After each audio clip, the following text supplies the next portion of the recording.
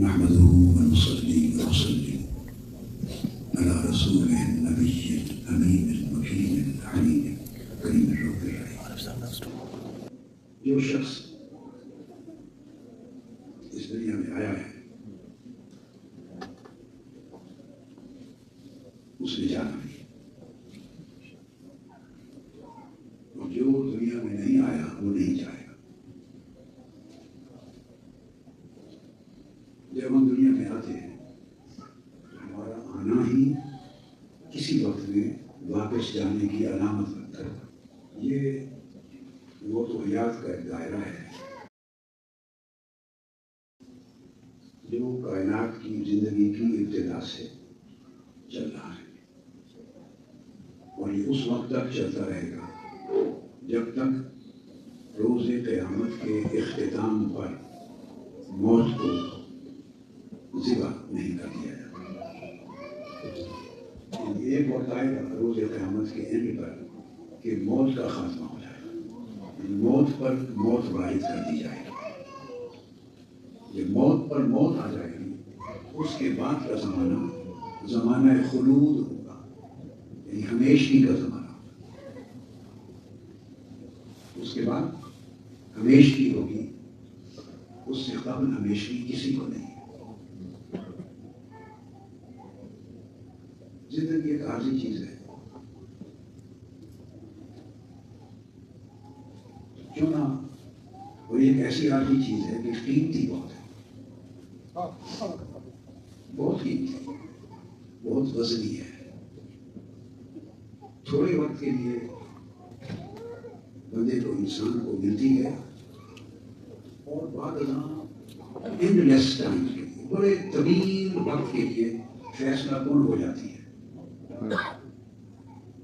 زندگی کا دورانیہ it self بہت تھوڑا ہے، چند سالوں پر محیط ہے، مگر اس کا نتیجہ بڑے طویل دورانیے پر اثر انداز ہوتا ہے. تو مرنے کے بعد کی زندگی جو حقیقت میں کبھی ختم نہیں ہونے والی. واقعہ تو یہ ہے جس سے ختم ہونا تھا وہ موت کے ساتھ ختم ہو گئی. زندگی کا وہ فیز موت کے ساتھ ختم ہو گیا. اب اس کے بعد اس کے فیزز بدلتے رہیں گے، مگر اب اس کے بعد زندگی نے ختم نہیں ہونا. قبر کی زندگی رہے گی، برزخ کی زندگی، پھر روز قیامت کی زندگی، پھر روز قیامت کے بعد خلود کی زندگی، جنت ہے یا جہنم ہے معاذ اللہ. وہ پھر وہ ایسی زندگی ہے جو مرنے کے بعد آتی ہے، وہ کبھی ختم نہیں ہوتی. تو یہ چیز سمجھنے کی ضرورت ہے کہ جو ختم ہونے والی زندگی ہے، جو تھوڑے دورانیے کے لیے آتی ہے، یہ فیصلہ کر دیتی ہے نہ ختم ہونے والی زندگی کا کہ وہ کیسی ہوگی. اس کے بعد اس فیصلے میں کوئی تبدیلی نہیں ہوگی. جو اس زندگی میں کمایا وہی کام آئے گا، اور جو گمایا اسی کا نقصان ہوگا. اس زندگی میں انسان جو کماتا ہے یا گماتا ہے، جو اسی کی جزا اور سزا بھگتتا ہے. اس لیے ضروری ہے کہ ہم اس زندگی کو سنواریں، اور اس زندگی کو سنوارنے کے لیے آج جو ایک کلمہ نصیحت کر رہا ہوں، اس زندگی کو سنوارنے کے لیے ایک ہی راستہ ہے کہ ہم اپنے رویوں کو سنواریں. کیا کہا میں نے؟ اپنے رویوں کو سنواریں. جس نے اس زندگی میں اپنے رویے درست کر لیے، رویے سنوار لیے، اس کی بعد ازاں ساری زندگی سنور گئی. تو آج ہم تھوڑی سی بات رویوں پر کرتے ہیں. کس پر کرتے ہیں؟ رویوں پر. رویے سے انسان کی شناخت ہوتی ہے. یہ رویہ ہی ہے جو انسان کو بڑا بھی بناتا ہے اور انسان کو چھوٹا بھی بناتا ہے. رویہ انسان کے اندر انسانیت کا تعین کر دیتا ہے کہ اس انسان کے بدن کا جو برتن ہے، جو ظرف ہے انسان کی جسم کا، اس میں انسانیت کتنی ہے۔ انسان کا جو ظرف ہے اس کی زندگی کا، اس میں کہلاتا تو انسان ہے۔ ہم میں سے ہر شخص جو بیٹھا ہے، جو انسانوں کے ہاں پیدا ہوتا ہے، جس کو انسان کی شکل و صورت ملتی ہے، جو عالم انس میں پیدا ہوتا ہے، تو اس کا عنوان تو انسان ہی ہے، ہر کوئی انسان ہی کہتا ہے۔ مگر رویے اس بات کا تعین کرتے ہیں کہ اس انسان میں، جسے انسان کہا جا رہا ہے، اس میں انسانیت کتنی ہے۔ یہ رویے سے تعین ہوتا ہے۔ کتے کا رویہ اور ہوگا۔ آپ کتے پہ مرکوز کر لیں اپنی توجہ، اس کی اسٹڈی کریں، اس کو اسٹڈی کریں، کئی مہینے، کئی ہفتے قریب سے اسٹڈی کریں تو اس کے رویے آپ نوٹ کر لیں گے۔ گدھے کو اسٹڈی کریں، اس کے رویے آپ کو معلوم ہو جائیں گے۔ کسی بھی جانور کو اسٹڈی کر لیں، کسی پرندے کو اسٹڈی کریں، کوئی ضرر دینے والا کیڑا مکوڑا ہے، سانپ ہے، بچھو ہے،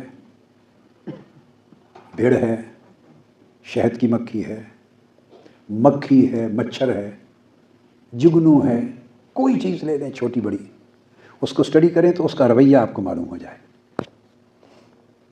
وہ ایک پیٹرن ہوگا اس کا ایک پیٹرن ہوگا، اس کی زندگی میں ایک رویہ، اسی کو کہتے ہیں ایک ڈائریکشن ہوتا ہے۔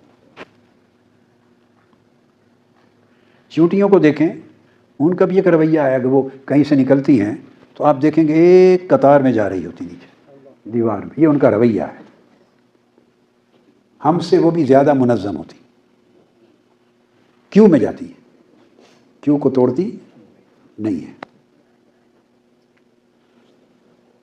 جو بھی چیز جاندار ہے اس کا ایک رویہ ہے، اس طرح انسان کا بھی رویہ ہے۔ پھر انسانوں میں ہر انسان کا رویہ جدا ہے، تنوع ہے۔ چونکہ ہر انسان کا رویہ جدا ہے، اس لیے ہر انسان کا مرتبہ جدا ہے، اس لیے اگلی دنیا میں اس کی منزل جدا ہے۔ اور یہ جو قاری صاحب تلاوت میں جنت کی مختلف شرابوں کا ذکر کر رہے تھے، ان آیات کریمہ کی تلاوت کر رہے تھے، وہ جو مشروب ہیں وہ بھی ہر ایک کے لیے جدا جدا ہیں، ہر ایک کو ایک مشروب نہیں ملے گا۔ جیسے دنیا میں رویے ہیں، ویسے آخرت میں اس کا مقام و منزلت ہے، ویسے اس کی سکونت ہے، ویسے اس کے مشروب ہیں، ویسا اس کا رہن سہن ہے، ویسے اس کی سنگتیں اور رفاقتیں ہیں۔ یہاں کے رویے آخرت کو متعین کرتے ہیں۔ یہ رویہ ہی ہے جو بندے کو اللہ کے قریب بھی کر دیتا ہے اور اللہ سے دور بھی کر دیتا ہے۔ کچھ رویے خدا شناس ہوتے ہیں۔ کیا ہوتے ہیں؟ خدا شناس۔ کچھ رویے نفس شناس ہوتے ہیں۔ کچھ رویے انسان کے ایسے ہیں کہ ان میں مرکزیت، ان رویوں کی کا جو مرکز و محور ہے وہ اللہ کی ذات ہوتی ہے، اللہ کی رضا ہوتی ہے۔ رویے اللہ کی رضا کے ارد گرد گھومتے ہیں، ان کی پوری زندگی حسین ہو جاتی ہے اور انسانیت کے لیے نفع بخش ہو جاتی ہے، فیض رساں ہو جاتی ہے، دوسروں کے لیے خیر کا باعث ہو جاتی ہے۔ کچھ رویے ایسے ہوتے ہیں جو اپنے نفس اور اپنی اغراض، نفس اور اپنی غرض کے گرد گھومتے ہیں۔ ان کی زندگی میں اپنی نفس، اپنی غرض، اپنا نفع نقصان، اپنا فائدہ، اس کے سوا اور کچھ بھی نہیں ہوتا، تو وہ انسانیت کے لیے بے فائدہ ہو جاتے ہیں وہ لوگ۔ یہ رویہ رکھنے والے شخص کو انسانیت کے لیے بے فائدہ اور بیکار کر دیتا ہے۔ تو جس کا رویہ اللہ کی رضا کے گرد گھومتا ہے، اس کے اندر اللہ کی خلق، اللہ کی مخلوق کی بھلائی کوٹ کوٹ کے بھر دی جاتی ہے۔ یعنی وہ مخلوق سے بھلائی کر کے اپنے خالق تک پہنچتا ہے، اور خالق کو راضی کرتا ہے تو وہ ایک ڈیفرنٹ نیچر کا انسان بن جاتا ہے۔ تو رویے سے انسان کی، جیسے میں نے کہا، انسانیت کا تعین ہو جاتا ہے، ویسے اس کی حقیقت کا تعین ہو جاتا ہے، مقام و مرتبے کا تعین ہو جاتا ہے، یہ شخص کیسا ہے، اس کیسے کا بھی جواب مل جاتا ہے۔ یہ رویہ ہے جو، یہ بھی ایک رویہ ہے کہ دوسرا شخص اس نے آپ سے زیادتی کی، یہ اس کا رویہ ہے کہ اس کی زندگی میں سپیس ہے، گنجائش ہے دوسرے سے زیادتی کرنے کی، یہ رویہ ہے۔ آپ کے 3 رویے ہو سکتے ہیں اس زیادتی کرنے والے کے جواب میں۔ ایک تو یہ ہو سکتا ہے کہ اس نے زیادتی کی، آپ بھی زیادتی کریں، زیادتی کا جواب زیادتی سے دیں۔ اس کے بھی 3 مرتبے بن سکتے ہیں۔ زیادتی کا جواب زیادتی سے دیں، اس کی زیادتی سے پھر زیادہ ایسے کا تیسا کریں، اس کی زیادتی سے آپ جواباً زیادہ زیادتی کریں۔ ایک رویہ یہ ہو سکتا ہے کہ اتنی ہی زیادتی کریں جتنی اس نے دی، یہ انتقام ہو گیا، برابری کی بنیاد پہ زیادتی کریں۔ ایک رویہ یہ ہو سکتا ہے کہ اس کے ساتھ آپ جواباً زیادتی کریں مگر کم درجے کی، خفیف، سرد میری کر لیں، بھلائی روک لیں، سلام دعا روک لیں، منہ بنا لیں، تو کم درجے کی زیادتی کر لیں۔ ہاتھ ملائیں تو آپ کے مسافے سے بھی پتہ چل جائے گا کہ یہ کیا ہے، ہاتھ بھی بولیں گے۔ آپ آپس میں ملتے ہیں نا، اتنی سمجھ تو آتی ہے کہ دوسرا جب آپ سے ہاتھ ملاتا ہے تو اس میں کتنی گرم جوشی ہے اور کتنی نہیں ہے، اور دوسرا آدمی ایسے ہاتھ ملاتا ہے تو گرم جوشی محسوس نہیں ہوتی۔ اتنا فرق تو سمجھ آتا ہے نا۔ یہ جو سارا یہ بھی فرق ہے، یہ بھی رویے سے جنم لے رہا ہے۔ تو یہ زیادتی کا رویہ ہے کہ زیادتی کرنے والے کے ساتھ آپ زیادتی کریں، اور ایک صورت کہ اس کی زیادتی سے زیادہ زیادتی میں جواب دیں، دوسری صورت کہ اتنی ہی زیادتی سے جواب دیں، تیسری صورت کہ کریں تو آپ بھی زیادتی جواب میں مگر اس کی زیادتی سے کم، خفیف۔ تو یہ ایک رویہ ہو گیا۔ تو اس رویے کا مطلب ہے کہ آپ کی طبیعت میں بھی جو زیادتی کا جواب زیادتی سے دے سکتا ہے اور دیتا ہے، اس کا مطلب یہ ہے کہ وہ زیادتی کسی پر کر بھی سکتا ہے۔ یہ بات ذہن میں رکھ لیں، میری تو سمجھ میں اتنی پختہ ہے یہ بات جیسے پتھر پہ لکیر ہوتی ہے، اور وہ یہ کہ جو شخص کسی پر زیادتی نہیں کر سکتا وہ زیادتی کا جواب بھی زیادتی سے نہیں دے سکتا، اور جو زیادتی کا جواب زیادتی سے دے سکتا ہے اسے کبھی موقع ملے گا اپنی غرض کے لیے تو وہ دوسرے سے زیادتی بھی کر سکتا ہے۔ یہ اس کا ان بلٹ رویہ ہے۔ رویے کو بیہیویئر کہتے ہیں، آپ کنڈکٹ بھی بنتا ہے، بیہیویئر ہے، اخلاق ہے، شخصیت ہے، یہ ساری چیزیں۔ تو یہ ایک طرح کا رویہ، ایک کیٹیگری ہو گئی۔ اس کیٹیگری کے میں نے 3 مرتبے بنا دیے۔ ایک کیٹیگری رویے کی اور ہے، وہ یہ کہ کسی نے آپ سے زیادتی کی اور آپ اس کی زیادتی کے جواب میں لا تعلقی کریں، زیادتی نہ کریں، کیا مگر لا تعلق ہو جائیں، سرد میری ہو، لا تعلقی ہو، اگنور کر دیں اس کو، اس کی زیادتی کو نہیں۔ اگر زیادتی کو اگنور کر دیں تو کیا بات ہے، تو پھر آپ بڑے ہو گئے نا، پھر آپ بڑے ہو گئے، انسانیت کا قد بڑھ گیا آپ کے اندر، کہ اس کی زیادتی اگنور کر دیں تو انسانیت کا قد بڑھ گیا، انسانیت کا وزن بڑھ گیا۔ ہم یہ نہیں کرتے، ہم بہت ہی بھلائی کریں تو یہ کرتے ہیں کہ اس بندے کو اگنور کر دیتے ہیں۔ یہ ایک ریئیکشن ہے، یہ ایک طرح کی سزا ہے، یہ بھی ظرف کی بات ہے۔ اس کا مطلب ظرف ابھی چھوٹا ہے، یہ دوسری طرز ہے۔ پھر ایک تیسری طرز ہے کہ جو زیادتی کرے آپ اس کو بھول جائیں۔ اس بھول جانے سے بھی قبل ایک مرتبہ ہے کہ جو زیادتی کرے اس کو معاف کر دیں۔ کیا؟ اب معاف کرنے والے بھی 2 قسموں کے ہوتے ہیں لوگ۔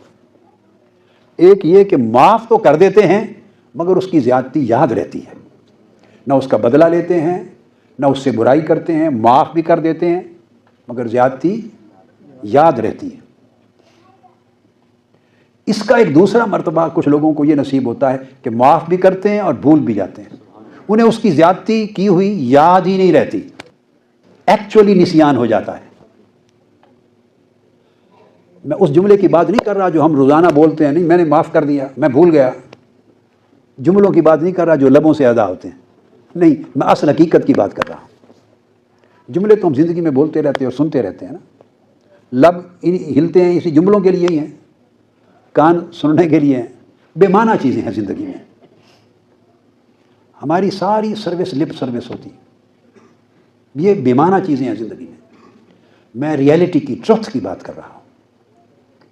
اس ٹروتھ نے الٹیمیٹ ٹروتھ تک لے جانا ہے. وہ یہ کہ معاف کر دیا، اور معاف ایسا کیا کہ بھول گیا، یاد بھی نہ رہا. جب یاد نہیں رہے گا، بھول جائیں گے، تو اس زیادتی کا جو کڑوا پن تھا نا، کڑواہٹ تھی طبیعت میں، وہ بھی ختم ہو جائے گی. کبھی کبھی جو اس کا رنج آتا تھا، ملال آتا تھا، اس خیال کے آنے سے ذرا طبیعت پہ ایک کراہت آتی تھی، وہ بھی چلی جائے گی. تو ایسی طبیعتیں جو زیادتی کرنے والے کی زیادتی کو معاف بھی کر دیں، بھول بھی جائیں، ایسی طبیعتوں میں ہی کراہت نہیں رہتی. ایسی طبیعتیں خود جنت بن جاتی، سکون میں آ جاتی، سکون میں آ جاتی. یہ دوسری کیٹیگری ہے. اس پر ایک تیسری کیٹیگری ہے، اور وہ یہ کہ زیادتی کرنے والے کو معاف بھی کر دیں، بھول بھی جائیں، اور اس کے ساتھ اگر آپ بھلائی کرتے تھے تو وہ بھلائی بھی بحال کر دیں، اور اگر نہیں کرتے تھے تو اب سے کرنا شروع کر دیں، بھلائی کریں. قرآن مجید نے کہا اعوذ باللہ من الشیطان الرجیم والکاظمین الغیظ. وہ کتنے اچھے لوگ ہیں جو غصہ پی جاتے ہیں. یہ رویے بیان ہو رہے ہیں قرآن مجید کے، یہ رویے ہیں. فرمایا متقی وہ لوگ ہیں. کیا؟ ہم نے تو تقویٰ کا معنی کچھ اور سمجھ بنایا ہے. ہمارا تقویٰ لباس کے ساتھ ریلیٹڈ ہے. پگڑی اور امامہ اور ٹوپی کتنی بڑی ہے، داڑھی کتنی بڑی ہے، روب دبدبہ تسبیح کتنی بڑی ہے، آنکھوں میں جاہ و جلال کتنا ہے، دینی غیظ، دین کے عنوان سے غیظ و غضب کتنا ہے، اور شان و شوکت کتنی ہے. اور ہم نے جو وضع کر رکھے ہیں من گھڑت پیمانے، ہمارا تقویٰ ان چیزوں کے گرد گھومتا ہے. وہ تقویٰ نہیں ہے، وہ بلوہ ہے. تقویٰ نہیں ہے، یعنی وہ بلا ہے، ایک مصیبت ہے. بندہ اپنے گلے میں مصیبتیں ڈالتا ہے. نہیں، تقویٰ جو قرآن مجید نے کہا وہ سننے والا ہے. تقویٰ یہ ہے، قرآن مجید نے فرمایا کہ وہ حاجت مندوں کی اعلانیہ بھی مدد کرتے ہیں اور چھپ کے بھی مدد کرتے ہیں. کسی کو خبر نہیں ہونے دیتے اور لوگوں کی بھلائی کرتے رہتے ہیں. یہ تقویٰ ہے. وہ جنت کے لیے کہا کہ یہ تیار کی گئی ہے ان متقین کے لیے جن کی یہ تعریف ہے. اس باب میں آگے چل کے کہا کہ پھر وہ متقی لوگ کون ہیں؟ والکاظمین الغیظ، جو غصے کو پی جاتے ہیں. اب یہ رویوں کی بات ہے، اور رویے سارے نیچرل بیان کیے ہیں. اللہ کے رسول ان نیچرل چیز نہیں کہتے. یہ نہیں کہا پورے قرآن میں کسی ایک جگہ کہ انہیں غصہ آتا ہی نہیں ہے. اگر یہ کہا جائے تو ان نیچرل ہوگا. کیا کہ انہیں غصہ آتا ہی نہیں ہے، یہ ان نیچرل ہوگا. یہ رویے پھر ایک دوسرے کی رویوں میں برداشت نہیں رہتی. توقع زیادہ کر لیتے ہیں، توقع پوری نہیں ہوتی، رنجشیں ہوتی ہیں وغیرہ وغیرہ. بہت سارے اسباب ہیں. یہ ایسا سبجیکٹ ہے کہ اس کی ایک ایک چیز کے جز میں جاؤں تو پھر بعض اوقات گفتگو ایسی ہوتی، ہفتوں آدمی اسی موضوع پر کرتا رہے تو ہفتوں میں بھی ختم نہیں ہوتی بات. اس کے درخت کی مانند ہوتی ہیں، شاخیں نکلتی چلی جاتی ہیں اور وہ پیڑ سایہ دار پیڑ ہو جاتا ہے. ایسے موضوعات ہوتے ہیں. تو صرف یہ نقطہ رویے کا سمجھا رہا ہوں، اور اس کا بھی ایک ایسپیکٹ. تو اللہ پاک نے یہ نہیں فرمایا کہیں بھی کہ متقی لوگ، اچھے لوگ وہ ہیں جنہیں غصہ آتا ہی نہیں ہے. غصہ ایک اندر کی کیفیت ہے، ایک نفسانی کیفیت ہے، من کی کیفیت ہے، قلبی کیفیت ہے. اس کے اسباب ہوتے ہیں، وہ کیفیت پیدا ہوتی ہے. مگر وہ پیدا ایسا نہیں کہ وہ کر کے پھر وہ پیٹ بھر دیا، پھر سینہ بھر دیا، پھر حلق سے منہ پہ اور منہ سے آنکھوں میں اور پھر ہاتھوں میں پورا کا پورا ظہور ہو گیا. وہ نہیں ہونے دیتے، پی جاتے ہیں.